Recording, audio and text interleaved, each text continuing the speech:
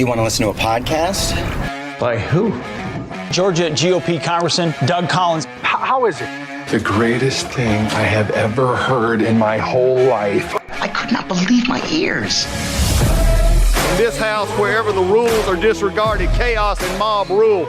It has been said today, where is bravery? I'll tell you where bravery is found and courage is found. It's found in this minority who has lived through the last year of nothing but rules being broken, people being put down, questions not being answered. And this majority say, be damned with anything else. We're going to impeach and do whatever we want to do. Why? Because we won an election. I guarantee you, one day you'll be back in the minority and it ain't gonna be that fun. Hey everybody, thank God it's Friday. Yes, it's Friday here. And today on the Doug Collins Show is Friday's Finest. It is going to be, after all week, we have talked about it. We've looked at the indictment. We've looked at the arraignment. We've talked about Trump in New York. We've been all over the place. Today on Friday's Finest, it is a Trump indictment-free zone. We're not going to talk about it. We've talked about it all week. We may get back into it next week.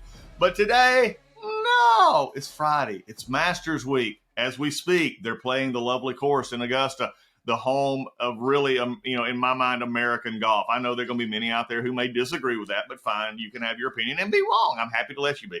But the Masters is a special week, and the Masters golf tournament is off. If you've not had a chance this week, the par 3 tournament yesterday, the day before yesterday and all, was just amazing with the families out there. You see it. It's just a different feel. I was also happy to see that the LIV golfers and the PGA players seem to get along pretty well on the par 3 yesterday. So it'll be interesting to see where that all goes for Masters weekend. Can't wait to Sunday. So also, it is Easter weekend. And today being a Good Friday, last year, if you go back, I encourage you to go back to DougCollinsPodcast.com. You can go back to last year. I did an episode of the podcast called The Day With No Name. I would encourage you to go back and listen to that episode. It was last year, right before Easter. It's talking about Saturday. We talk about Good Friday. We talk about Easter. But so often we live in the middle. We live in the middle between the tragedies of Friday and the joys of Sunday. We live in that middle zone where nothing is ever really too high or really too low. It's in the middle, and I think that's where God speaks to us the most if we're willing to listen. So a lot going on today. In just a minute, James and I, though, we have got a Friday's Finest that you will not believe. You're not going to believe some of the stories today. This is the kind of podcast that you need for a Friday going into an Easter weekend to just sit back and scratch your head and say, huh? That's why it's called Friday's Finest. We'll get to it here in just a minute. Hey, everybody, you know about Legacy Precious Metals. Legacy Precious Metals, you hear from them. We talk once a month. We talk about Legacy Precious Metals, talking about precious metals being part of your portfolio, how they're your navigator. Well, now they're not only navigating in a new way, they're actually giving you a new way to buy gold and silver. In fact, Legacy Precious Metals has developed a revolutionary new online platform that allows you to invest in real gold and silver online. In a few easy steps, you can open an account online, select your metals of choice, and choose to have them stored in a vault or shipped to your door. I'm more of a ship to my door kind of person. I enjoy having them with me, but they can do it either way, and you can now do it online. It gives you real access to a dashboard where you can track your portfolio growth in real time, anytime. You'll see transparent pricing on each coin and bar. This puts you in complete control of your money. This platform is free to sign up for. Just visit LegacyPMInvestments.com and open your account and see this new investing platform for yourself. Gold hedges against inflation and is against a volatile stock market. A true diversified portfolio isn't just more stocks and bonds, but a different asset class. This platform allows you to make investments in gold and silver, no matter how small or large, with just a few clicks. Remember, do as I have done. Go to LegacyPMInvestments.com and get started today. And now you've got a new tool to help you along in your investments. Hey folks, MyPillow is excited to bring to you their biggest bedding sale ever. For a limited time, you're going to get the Giza Dream bed sheets for as low as $29.98, a set of pillowcases for only $9.98, and rejuvenate your bed with a MyPillow mattress topper for as low as $99.99. $99.99. Get a mattress pillow topper. Look, they come in all sizes. They got all kinds of stuff. Blankets. They've got duvets. They got quilts. They got comforters. They got body pillows. They got bolster pillows. They got all that big discounts. And also, they're extending their money-back guarantee for Christmas until March 1, 2023, making them the perfect gift for your friends, your family, and for everyone you know. Folks, and just from a personal note here, I have the Giza Dream Sheets. They're on my bed right now. I slept on them last night. Some of the best sheets that we and Lisa and I have ever owned. They are worth, at this price, they're a steal. My wife and I have bought bed sheets, linens at much higher cost. It's supposedly much higher quality. These from MyPillow are at the highest of quality, and at a price like this, you can't beat it. So go now to MyPillow.com, use promo code Collins, COLLINS, or call 1-800-986-3994, and you'll get huge discounts on all the MyPillow bedding products, including the Giza Dream bed sheets for as low as $29.98, and get all your shopping done while qualities last. And remember, put in that promo code Collins for these discounts. All right, James, we're back. It's Friday's Finest. It's Masters Week. Can you just feel it in the air? Can you wait for Jim? I think it was Jim Nantz on the CBS telecast. Welcome to Augusta. Hello, friends. I'm like Jim Nantz. Hello, everybody. Welcome to Augusta. A place like another. I mean, oh my God. I don't care where I'm at through the year, James. Football, I love football, love the Super Bowl, love college football, love, all that. But there's something about the Masters. Yeah, well, now it just feels like I only hear Jim Nantz's voice, and I'm picturing the yellow words, the Masters.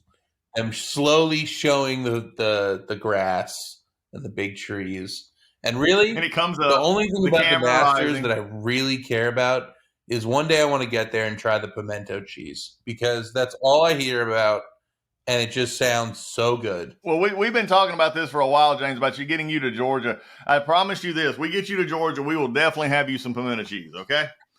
Okay, wait, have you been there? I've been to Augusta. I've never been to the tournament. I have never been to the tournament. It's one of my, I guess it's probably one of those things in life that's on the bucket list. I've got to get there. I've been around it, know the folks over there, that deal it. Augusta is a town that really, in many ways, it's a neat town. Okay, it's got Fort Gordon over in that area. I mean, you got the Cyber Center. It's just a growing part of Georgia, but yet it is also like going back in time, good and bad in many ways. And I'll say that honestly. It's just you see a lot of things, but around the Masters, I mean, when Masters weeks hit, Augusta shuts down. A lot of Augusta folks leave.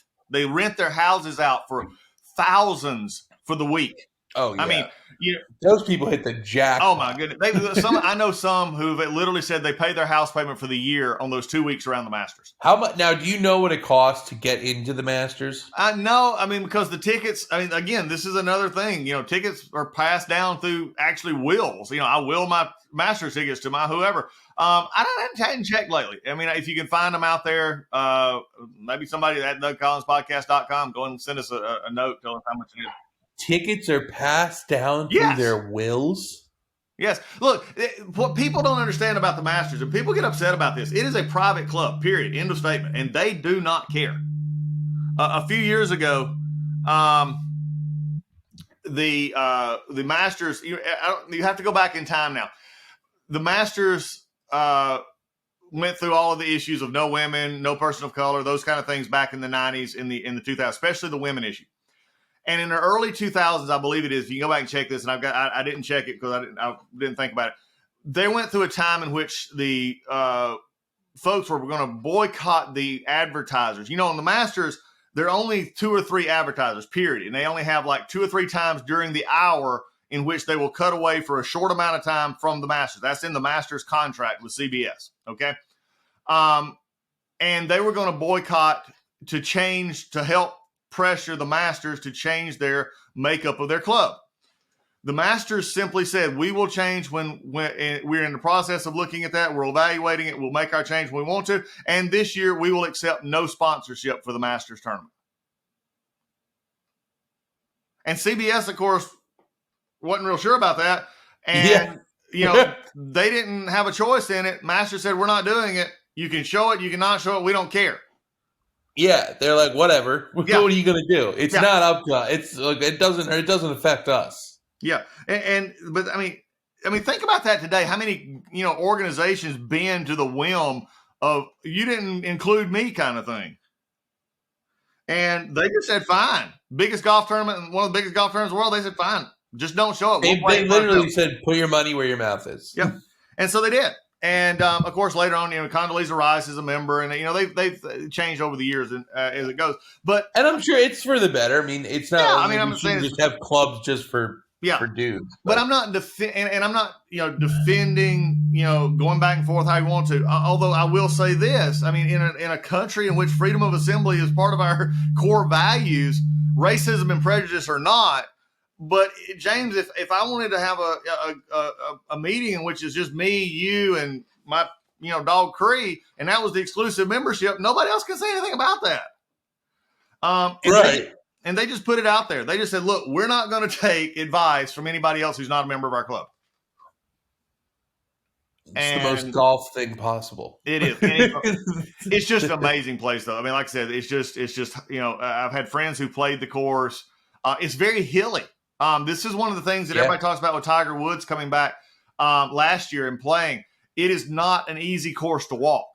It is a Georgia, sort of a middle Georgia, North Georgia mountain course in which there is a lot of rise and fall in that course. Well, that's why I was hearing yesterday because, okay, obviously, which is still crazy, and it proves how golf may never move on from Tiger Woods. Right. But they were talking about it, and obviously the lead story is always Tiger Woods. It just, no matter what the conversation is, if Tiger Woods is near the tournament, if he can smell the tournament, look at the tournament, or is in the tournament, he's going to be talked about. Yep. Oh, and someone said that the PGA is considering allowing golf carts for the big tournaments. And Tiger Woods said something along the lines of, like, I wouldn't want the rules changed for me specifically, but if they were to change the rules, that'd be great, blah, blah, blah. Yeah.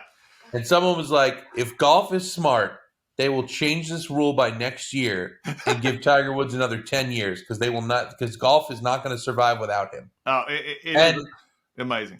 I'm not saying it's not going to survive, but the amount of time that I've talked about golf in my lifetime without Tiger Woods is zero. Yeah. Maybe once when it was Brooks Koepka versus the French guy. I always forget his name. Yeah, Bryce. Yeah, and that was fun and it was funny, but it always leads to Tiger Woods somehow. Oh, yeah. Well, here's you one. Yesterday, the other day, I can't remember when it was. Anyway, I put out a poll on Twitter. If you don't follow me, folks, at Rep Doug Collins, you get all kinds of stuff. I tweet about politics. I tweet about life. I tweet about sports. I tweet about whatever I feel like. Anyway, I put out a poll that says, they're talking about the Masters, and I put down who do you thought would win? And I put down John Rahm, Scotty Scheffler, Tiger Woods, and other. John Rahm, who is the number 2 or number 1 player in the world right now, 7%. Scotty Scheffler, again, number 1, number 2, depending on how you do it, 28%. Tiger Woods, 24%. Other was 41%. I mean, okay, think for a second, James, and this is why I love Fridays. Think for a second. Think, if you will. What if Sunday afternoon, 5:30, you're coming into hole 14, 15, just out of Amen Corner, and Tiger Woods is holding a one-shot lead? Stop it. Don't give us one-shot lead. Scotty Scheffler, 1 behind. Rahm is 2 behind. They're coming in. They're all playing together. Can you imagine the viewership of that event? Oh, no, it'll be the only thing. No, it'll be listen, when he won in 2019, was that 2019 he won? That is still among the most incredible comeback, I'm the greatest moments in the history of sports, anything on the history of the planet. That man was so out of everything to pop up and win. I'm sorry. It's never going to happen again. And if it does, I'll stop whatever we're doing to go watch it. He's not even going to make the cut. It is amazing. Okay, you don't think he'll make the cut? No. I think he makes the cut. All right, free pimento cheese sandwich for whoever has to buy. By the way, if you're buying a pimento cheese sandwich at the Masters, it is only $2.50. I know. How angry does that make you? Beer's $1. That they get to make their own rules and get to make food at their own prices. There should be 1 week in America where we have all the Masters prices. I mean, it's amazing. It is truly amazing. There was a restaurant that used to be open by me in New Jersey. It was called the Firehouse. I think it was called the Firehouse. And they used to do 1 day a week, 2 days a week, 2 days a year, 1950s prices. Oh, wow. Yeah, that's pretty cool. Doug, the highway that it was attached to had a line so long that they had to have police escort around the entrance of this place because you can't beat a 25-cent hamburger that will change your life. No, yeah, you got to have it. By the way, have you ever watched the movie Croc, the story of McDonald's? Oh, I didn't watch. I thought that was the founder. Are you talking about the one with what's it called? With Michael Keaton, the founder. No, I see it every day, and I just watch it. It looks like it's going to bore the hell out of me. No, Doug. it won't. It will not. You watch it. By the way, speaking of which, they do not sponsor me. That of course, if they would like to, that'd be nice. But I'm gonna tell you, folks, I've used this Yeti cup right here, this coffee cup. I don't know about you, John. I don't know what you use, but this right here, I can keep the top off, or I can even put a piece of paper over it. This keeps coffee warm for hours. Not even just that. Think about it. Also keeps your stuff super cold. Oh yeah. I mean, you make mix. It's crazy. There's nothing like. I don't know what. I'm not interested in their technology and how to use it, though. I think it would save our planet. That either Yeti, whatever Yeti is doing, I will. I have like 3 cups in my house from them, and I take them everywhere I go. I know they're not a sponsor of us. I would, but if they would like to be, all they got to do is slide right into our email, slide into wherever you want to. Yeti, we'd love to have you because I use your product all the time. Anyway, enough said. Wait, I hear it. Wait, what is this I hear in the background? We have breaking news. We have breaking news from Dallas. Walter Cronkite here. Breaking news out of Dallas. We're going to go to our reporter now, James, in Dallas, for the word about something with the craziness of animals in Dallas. James, okay, this one is just outside the zoo. Oh no! Well, this one important. Is. So I'm flipping through the other day, our Dallas news, obviously, and I see this headline, and again, I can't wrap my head around this whole title, but cockfighting ring busted in Dallas after a shooting. Someone purchased a chicken and then later returned it because it didn't fight very well and then shot the seller. Okay. The only thing I got to stop you right here. The only thing I would have to say is you see that as unusual for Dallas. I mean, I grew up, that's not unusual for North Georgia. Okay. It's probably not even unusual for Dallas, but in the Northeast, we don't have cockfighting rings. It's just not something we do. That you know of. That's fair. That is fair. That I know of. I just the idea that he returned the chicken. Is that like this poor chicken has been through hell and now has to be returned because he's not a good enough fighter? I mean, James, that's got to be one of the best baller moves I've seen in a while. I mean, yeah, just getting and then I mean the shooting part is unfortunate, and I don't know how it ended. But yeah, we don't want to go to jail. You're an idiot. Go to jail, rot the rest of your life. I mean, for doing stuff. But take the chicken back, really? Yeah, it's the taking the chicken back is just. I can't. I just every time I've seen that I sent it to my friends. This title, and they're like, "You got to come home. You can't be living somewhere like that." Some of the there was one in Texas, it was in San Antonio, but some guy had a car that was a giant shopping cart, and he was taking it down the highway. And by giant shopping cart, I mean it was like the size of a tank. And I'm like, you know what? This is a mistake. No. It was just a random guy. It had a what do you call it? Like a pontoon propeller, and it was flying down the highway. Oh wow! I will send it to you. It is so ridiculous. Well, that is pretty bad. But you have to tell me though. I mean, you're only about 20 minutes from a Buc-ee's. Please tell me you've been to Buc-ee's. Oh, listen. When I first moved to Texas, that's what everyone said you got to go do. Blah blah blah. I'm like, okay, whatever. I'm sure it'll be fine. Yes, the answer is yes, they do have the cleanest bathrooms on the planet. But the real thing is just go get the brisket sandwich. It doesn't matter what's going on in your life. You could be up, you could be down. It is, you think to yourself like, all right, if I'm getting real barbecue, I'm going to go to a real place. No. Go to the gas station. It's called Buc-ee's with a giant gopher on it. Beaver! And go get yourself a brisket sandwich. It changes your life. It's a beaver. It's a gopher. Oh no, that's no beaver. Oh my god. Well, we've got 2 now in Georgia. We're supposed to be getting a 3rd one. And they're on our path where we go to Florida. And we literally, and folks, this is no joke. We time our trips to Buc-ee stops.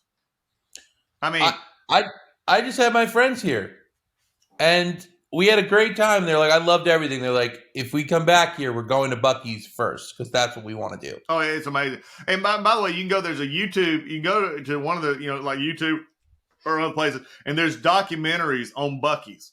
It's fascinating. And by the way, folks, if you're laughing at us about food, you just never have been. That's all I'll tell you. I mean, is it the best barbecue I've ever put in my mouth? No, of course not. But is it top 10, top 5? Yes. It is really good. It's weird. It's not like they don't have they have a bunch of random stuff. You'd never go into a place and go, I'd really like that really expensive box of fudge and that brisket sandwich. But you can do that at Buc-ee's. Yes. They have kolaches and everything you need. The other but thing, it's just this one. It's you know what it is when you get like one of those sandwiches, they're dried out, they're crappy, they're garbage. There's like something. There's always something wrong with it. You can count on this every time that it's going to be good. Oh yeah, they do not. Buc-ee's doesn't make mistakes. No, the brisket egg burrito in the morning, outstanding. It's life altering. It's amazing. Hey, by the way, also if you go to Buc-ee's, and again, Buc-ee's not a sponsor, but happy to have you if you like to be. Buc-ee's, they do cookies, and I don't know. I think the little lemon cookies and the chocolate chip cookies. They're about this size, and they come in a little plastic tin. I mean, the lemon ones should come with a warning label. Yeah, like you'll eat all these and come back and probably try to rob the store when you're out of money. Oh my god! I mean, I can't. I mean, you can't. I mean, I'm with you. What was the old Lay's potato chips? You can't eat just one. There's no way you can eat just one of those cookies. I'm serious. There's not. I'm with you. Listen, if I ran out of money, I would rob a Buc-ee's. Yeah, just for the food. Yeah, just like if I'm gonna go out, I'm going out in style. Oh yeah, and they have a turkey melt or a ham melt one. Again, spicy. Oh, son. I haven't even tried it, but I'm sure I'll go get it in the next month or so. I make that trip once a month. Oh, it is simply. I literally go with friends. It's like an event. Oh, it is. I mean, we go. I mean, it is pretty amazing. He wants to make a Buc-ee's run. I mean, I wish we could. I mean, my hope and my fear at the same time is they're going to put a Buc-ee's on 85, which is about 30 minutes from my house, and it would be. I'd be devastated because. Well, listen, this actually okay. So because I'm from the Northeast, we don't have a ton of Chick-fil-A's. Chick-fil-A was a South thing first. At least I believe it was. Oh yeah, it was right in Atlanta. It was formed with the Dwarf House. Okay, just at the airport in Atlanta. We didn't get one. We hadn't had one at all. Like nowhere near us. Yep. They put one on the highway, Route 17, which is New Jersey's hell, and 15 minutes from my house. Now I'm not going to say that I was there every day, but in all seriousness, I was telling you about the police escort. They had 2 police officers guarding the gate because there were so many accidents for the first, not 1, 2, 3 years. They had to have police out front of that place because people were getting in accidents trying to get into Chick-fil-A. Oh, yeah. Because the lines were so long and the highway had an actual line on it. Oh. If there was a Buc-ee's in New Jersey or anywhere, I'm telling you right now, the same thing. It's like we're getting a Wawa, which is New Jersey's. It's not New Jersey's Buc-ee's because nothing is Buc-ee's. Nothing is that big. Right. But it's just like we're getting the Mawa Wawa, which is a ridiculous thing to say out loud, but that is happening. It is just truly amazing, the things we get into and all. But coming out of Texas, now we've covered the Masters, we've covered Buc-ee's, we've covered cockfighting and a shooting in Texas. Let's take to more. We may end up having to do it like maybe once every 6 weeks, so we just do a stupid criminal story, a stupid criminal hour on Fridays. But I found this the other day. It was a headline, and I actually took a picture of it and I sent it to you. And the headline says it all. I mean, it's just you really can't make this stuff up. 2 teens attempt at carjacking thwarted by a stick shift. A stick shift, folks.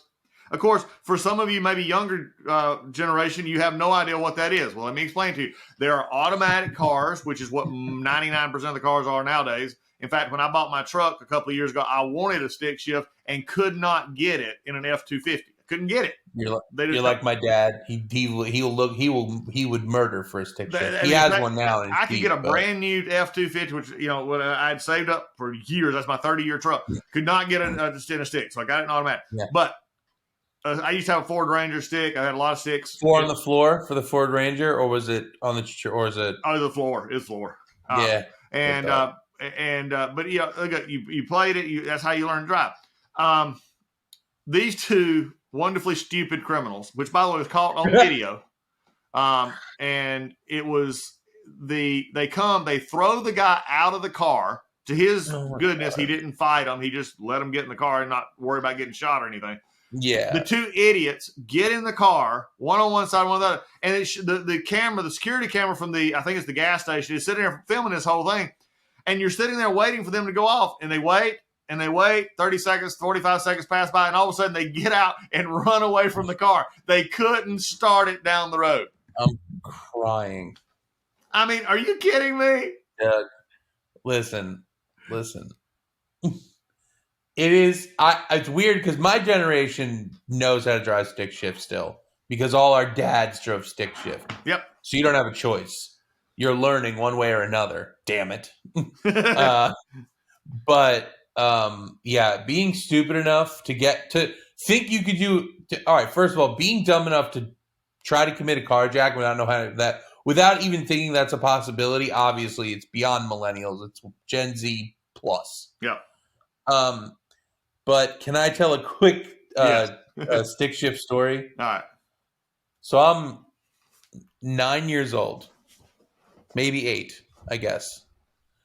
And we're dropping my brother off at school. And it's this huge line when you're dropping your kids off at school in the morning. Yep. My brother was first, and then I was the next person to be dropped off at the school next to us. For some reason, our town decided to put all 5 schools on one road. Don't ask. It's the most insane thing that's ever happened. So my dad thought this would be a good time to teach his 8-year-old son how to drive stick. Now, I'm in the passenger seat, and my dad is driving. And he goes, all right, I'm going to hit the clutch. All you got to do is move him into gear. Doug, when I tell you I had a panic attack for 4 whole minutes while I'm trying to put it in gear and it's not working. Cars are beeping at us behind us. We can't move. My dad is yelling at me. He's like, why can't you do this?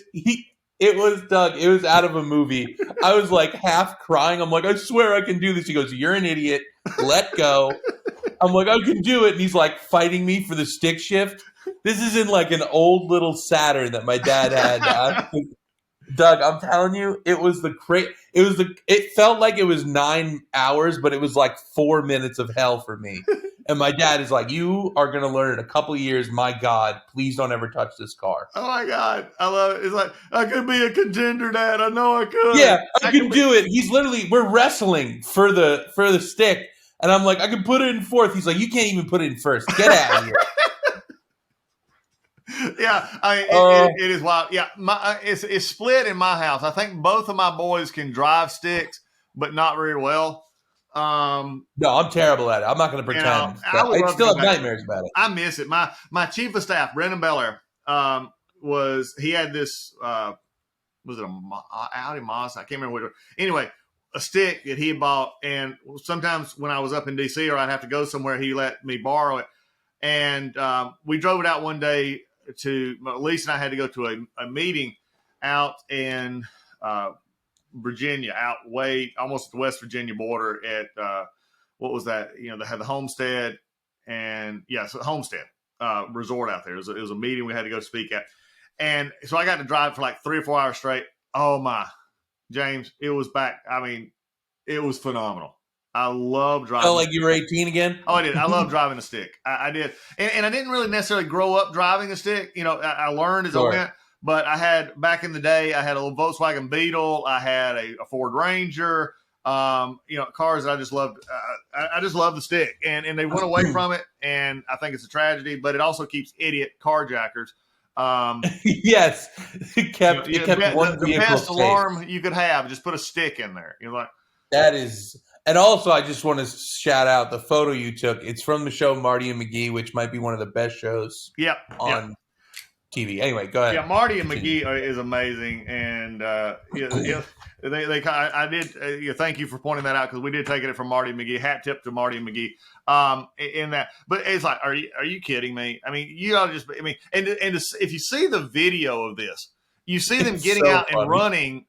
You know, like somebody's right behind them. You know, it's just like, I don't know if they're just complete stupid embarrassment, or just thinking somebody. The problem is they probably got out and thought it was a trick. They probably got out and thought, okay, somebody's pranking us here. Yes, this isn't real. We're being punked right now. Yeah, we're being punked. All right, but it brought up a question as we can sit around here and think about. What are things that really and we really have sort of two generations here. I get mine and your generation a little bit because I lived through both. But for mine and yours, and other things that were ubiquitous, everybody used them and are known about them in the 60s, 70s, 80s, 90s, that we don't do anymore. And one of the things that is interesting to me, and I thought about this after you and I had talked offline about it, in my junior year in high school or sophomore year in high school, one of my electives was typing. We had the old IBM Selectrics. We had to type. By the way, for those of us who actually had to do term papers and research papers and everything on an actual typewriter, putting footnotes in, you do not understand life. I now know why my generation took us to the moon and this generation can't figure out a stick shift. Okay? I get it. But we had to take typing. And now it's my understanding they're doing keyboarding in like preschool. Oh yeah, they put the cover over the keyboard, and you have to learn how to type. Yeah, it's pretty amazing. But there's one for me. Typing is no longer, something that's actually offered in school. Yeah, that's that. Yeah, well, it's unnecessary now, obviously. Well, everybody knows one that we probably share. Yeah. In the early 2000s, maybe late 90s, everybody in my generation, if you're a millennial and older, every family had a single computer in the house that everyone used. Yep. And it was in the computer room. Yep. Which sounds insane when you say it out loud right now, right? Like, all right, Mom, I'm going to go use the computer. And then you'd only get like an hour, because if you were using it, there's a good chance you couldn't use the phone because you had dial-up or something. Well, this will be a great opportunity, and we're going to input it here. You got to put the AOL dial-up tone here. Oh, Doug, please don't give me those. I'm going to have PTSD from that. I can hear it right now, and I can hear my grandmother going, "Get off the computer. I got to call your mother to pick you up." But also remember, with the computer room and the computer like that, also we had no idea what Wi-Fi was. No. That changed our lives forever. Yeah, my God. What a time. Let's see. What else? What is, okay, this is a pet peeve of mine. It's a Friday's Finest pet peeve. Shoot. Why is it? And again, generations, whatever. We were watching the other night several movies, but it came up again. We watched Apollo 13. And they put a warning label on the movie as it started, and one of the warnings was smoking. What the crap? Yeah. Listen, that's been 10 years now. I mean, I've watched it, but it just I've seen it over time. But it's just like while we're thinking of things that are stupid and out of date. I mean, It is weird because at one point in history, doctors used to recommend certain packs of cigarettes, which to this day, when I found that out, blew my mind. Oh yeah. There was also a time where you personally, Doug. Mm-hmm. Maybe I'm wrong because I don't want to guess your age here. But my mother, when she lived in the Bronx, was allowed to go run down the street with my grandmother watching, go to the corner store, and buy cigarettes for her parents. Oh, yeah. Yeah. That, you want to talk about something we're not allowed to do anymore. We're not even allowed to talk about it. Oh, No, you're not even allowed to look. If cigarettes, and look, it's for the better that people are not smoking cigarettes. Let's not pretend that is not the best thing we've decided to do as a nation. The thing that harms no one except for big tobacco. But warning people that someone's about to smoke, it's not the same. We're not in the propaganda era. Like, a kid is not going to. I don't see a kid seeing someone like Clint Eastwood smoking and going, you know what? I gotta go get a pack of cigarettes. But you can't. But to that point, they'll point, and I've had this happen when I was in Congress, because they talk about vaping and stuff like that. They will point to statistics that show, watching this on movies and stuff, there for a while in the 90s, I believe it was sometime in there, smoking was so rare in a film that it almost wasn't there. And then all of a sudden, when it started coming back in the late 2010, 8, 5 era, and now it's back prolific a lot of movies again. Yeah, because you just can't rule. Like, if you're making movies about certain eras, you just can't rule it out. Well, you can't. And even today, I mean, what is it? 25-30% of people still smoke. I mean, and that may be wrong. Is that wrong. True? Yeah, I mean, I don't know how many it is. You know what, though? That number was like 90%. Oh, it's a lot. Well, even last night, even watching that movie the other night on the Apollo 13, the flight surgeon was smoking. Okay, in this movie. You know who I always think of when I think of smoking, which is weird? I think of Samuel L. Jackson in Jurassic Park. I just have that image of him smoking a cigarette, yelling at the computer. Like, it's dark and everything. It's crazy. I don't know why, but like, that's the image I have when I think of smoking. Also, if you smoked, and whether you did or didn't, I smoked when I was 16 years old. I got hit early, so and that stunk, and I've quit since. Yeah. But when you have smoked and you do see someone smoking on television, if you've already smoked, boy, do you wish you could run to the store and get a pack. That I do understand. Well, but prior, like when you're watching like Goodfellas or something, you're like, man, I would kick a door in for a cigarette. Yeah. But if you haven't smoked, and please God don't, maybe the warning is helpful. Maybe I don't know what I'm talking about. Look, no, for me, you talked about and again, we've just, I think, proved their point. I'm sure I got, folks on the left and others, the nanny state folks actually out there saying, you just proved our point. You just proved our point. Well, maybe. But it's like getting a hot warning label on a cup of coffee. Yeah. It's like, don't spill it, stupid.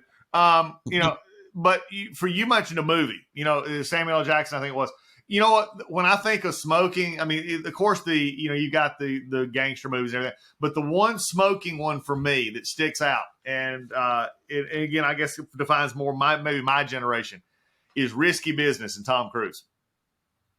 Oh my God! When he's out in the back, that's a great movie for smoking. Great movie. And he's out there raking the leaves, and it got the Wayfarer Ray-Ban, clicks that cigarette.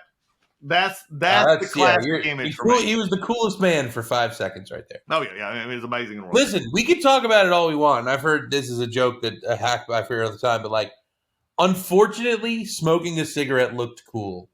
Yeah. That was the way it was. Yeah. It was just cool. You were cool. And that's how it is. Like, you saw the Paul Newman smoking a cigarette, you'd be like, you know what? That is pretty awesome. Well, and I'm going to turn the attention here. We're not going to – it's Friday's Finest, but I'm also going to say this. For all the times when we do our, shows and we talk, the real issues of the day, as far as politics and cultural and change, what we've just talked about here for the last few minutes, though, shows you why I and so many others talk about the attacks on education and the dumbing down of education and the moving around of education. Because think about this. My kids, I saw this. In our generation, we were just hearing about recycling. In our generation, we were just starting to hear don't smoke, don't dip. Hey, look, my high school, I'm say right here, my high school had a smoking area. Yeah. Yeah. I mean, you had to, and all the rest of us who went through that hallway had to walk past the smoking area. Okay. If you were going to lunch. Anyway, but it began that process, recycling, the climate, whatever. it began to be put into the curriculums of elementary schools, high school, and what began to happen? Recycling became a thing. Mom, Dad, you got to recycle. Mom, Dad, quit smoking. Mom, Dad, and so I mean, to think that media and education doesn't matter is foolish. I mean, it's just completely foolish because there's people today. I mean, and some of it's good, and especially when you have people understanding tolerance in different races and different beliefs and religions and choices. To tolerance is something that is you tolerate others. You may not agree with them, and you don't have to change what you believe, and you may try to convince that person that their belief is wrong. That's all part of who we are. But it is amazing, that seatbelts. I remember my kids have never known a time in which a seatbelt was not used. Never. I mean, my oldest is 31. My youngest is 24, be 25. I mean, they've never known this time. And I remember when they were little, we'd get in the car, and if we didn't put a seatbelt on, they would say, put your seatbelt on. Put your seatbelt on. Yes. I mean, yes. They didn't learn it from me. I grew up in a car that didn't have seatbelts. Yeah, they would just put babies in the front seat, no problem. They didn't even put them in the mom car. And dad. Listen, I've seen the photos of my grandmother's car. It's horrifying. God bless my mom and dad, and my sweet mom who's not here, my daddy who still is, and we'd go to Florida in the old Ford, and they would put a board in the back seat of the car, make a pallet out of it, and that's where I would lay and sleep as a baby going to Florida. Listen, you don't know what you don't know. Exactly, it is pretty wild. And I was not smoking. My grandfather smoked his entire life, but half my family smoked their entire life. But that my parents didn't, but a lot of people in my family did. When he quit and probably put an extra 15 years on his life because of it. Yeah. Like, that's just the way, like, look, some things are for the better. And also, when you do see photos of babies in cars from any time before the 1990s, your head just explodes. But look, I'm also from the generation. It's probably the best place, and we got to pick this back up, James, because I mean, things we don't do anymore is a pretty good topic. But I also, this idea, and here's we're going to sort of end on this one today. My last pet peeve, and I get it, it's not a pet peeve for all of you out there, but it's about like I almost equivocate this to the folks who are, if you're riding in your car with a mask on, you got a problem. Okay. And I don't have to worry about who you voted for. That's obvious. Okay. Number two, though, is I grew up on a bicycle everywhere. We went everywhere on a bicycle. That was the biggest Christmas gift you could get, was a bicycle, and especially if it looked like a motor bike in some ways. We went everywhere. We jumped everything we made. I mean, we did. And a helmet was only an old football helmet, if you had one, was probably cheap plastic, and that was if you were trying to be Evel Knievel, okay? I mean, you were jumping and you were making just a spectacle. This idea, when my kids were younger and we started buying, I got them their bicycles and everybody, and all my aunts and everybody said, well, you got to buy a helmet. You got to buy a helmet. I said, why? I mean, I get it. Don't send hate mail unless you just feel like it to the DougCollinsPodcast.com. You can do that. But I mean, like I said, it's amazing. So I mean, I drank out of a water. I drank out of a hose. I didn't have a helmet. I mean, we put dirt on cuts. That's right. I mean, when you had a bee sting, you took tobacco, moistened it, and put it on the bee sting. We didn't do the bee sting. My parents didn't do that. Oh, it's good. It works, though, folks. It works. Let me just tell you right now. I actually believe that. I believe most remedies that aren't from your doctor work. Oh, it's amazing. But all right. I'm with you. So my generation, I argue, had the best of both worlds. We had the best video games, but we also were outside most of the time. Exactly. So we got our bikes everywhere. My dad used to buy lottery tickets for us when we were little kids. Yep. And I may have brought this up before in here, but I got a lottery ticket and I won $500. My mom goes, are you going to save that money? And I said, what, are you dumb? I'm going to get a bike right now. And I went and got a Haro BMX bike because it was the only thing that made you cool. And I rode that thing. We rode our bikes. Honestly, if I rode my bike the amount of time I rode as a child, I would be an Olympian. Oh, yeah. Because hey, me too. And it didn't matter, storming, whatever. You were going uphill, downhill, backwards. and we lived by a river, and behind the river were woods, and we built ramps like you did. All the stupid things you could do. But here's the kicker about the helmet real quick. So my mom was a big stickler for the helmet. And I just recently broke the glass in her mind. She would see me put the helmet on as I left the house. But there's no way I'm going to see my friends with a helmet on. Right. So as soon as I passed the corner, I took it off and ditched it in the woods. And then I went on my way, and I would come back. And I just told her this 3 years ago, and she goes, "Do you just lie to me about everything?" And I was like, probably. When I was a kid, there was no way I was going to show up and get bullied by my friends over wearing a helmet. Yeah. There was no world that was happening. Wasn't happening, baby. Wasn't happening. All right, folks. That's why we have Friday's Finest. The world can be going in a circus, and we saw that all week, but Friday's Finest always comes, and James and I bring you the best of things that you may not have thought of. It's always good to be with you. Friday's Finest is over for this day. We're excited. We got a lot coming up next week. Got Jay Town going to be on next week. Jay's a former U.S. attorney from Northern Alabama. Also, I'm working on a special message that came to me during my quiet time just the other day concerning how we communicate. And it was a good lesson for me. I want to share it maybe next week with you. And then, of course, we'll always have Friday's Finest next week. All right. Say goodbye, James. Take care, everybody.